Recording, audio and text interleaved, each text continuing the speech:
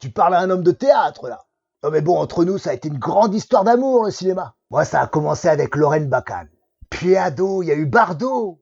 Ben, c'est ça, le cinéma. C'est l'icône ultime. Le magnétisme de la toile qui confère l'éternité. Non mais le charisme animal de Marlon Brando dans L'équipé sauvage. Même aujourd'hui, c'est choquant. C'est ça, le cinéma. Cette puissance. Oui, sujet léger, mais ô combien charmant. Si l'on évoque le passé, malheureusement, où est le cinéma aujourd'hui? Des super-héros américains, de la violence et du sexe, puis du côté du cinéma français, mais des films d'une bêtise crasse et d'une indigence rare. C'est déplorable. La nouvelle vague, mais c'était magnifique. D'un coup, cette liberté, ce swing, ce cool, ça n'a pas pris une ride. Bon, pas tout. Et Godard, mais il est fascinant, Godard. Ah, mais dans le cinéma, mon petit père, les Français ont fait rêver le monde entier.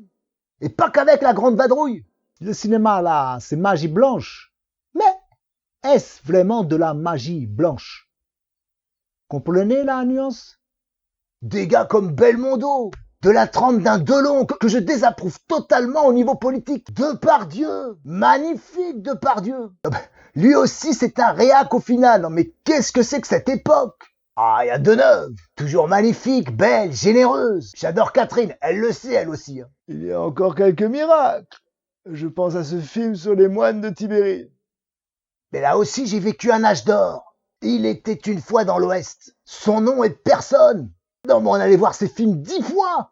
Il y a eu un truc intéressant, c'est les années 70, avec plein de films engagés. Des trucs vraiment très forts. Soleil vert, ce genre de cinoche. Puis en parallèle est apparu le ciné réac, avec des Bronson, Eastwood et Dirty Harry. Puis la guerre du Vietnam a traumatisé toute une génération. Alors on en a bouffé de la guerre du Vietnam. Bon, on aurait peut-être dû faire ça avec la guerre d'Algérie ici.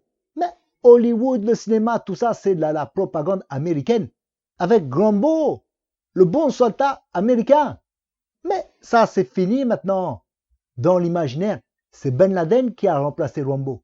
Kubrick, Stanley Kubrick, un génie. 2001, l'Odyssée de l'espace. 2001, l'Odyssée de l'espace. Orange Mécanique. Barry Lyndon.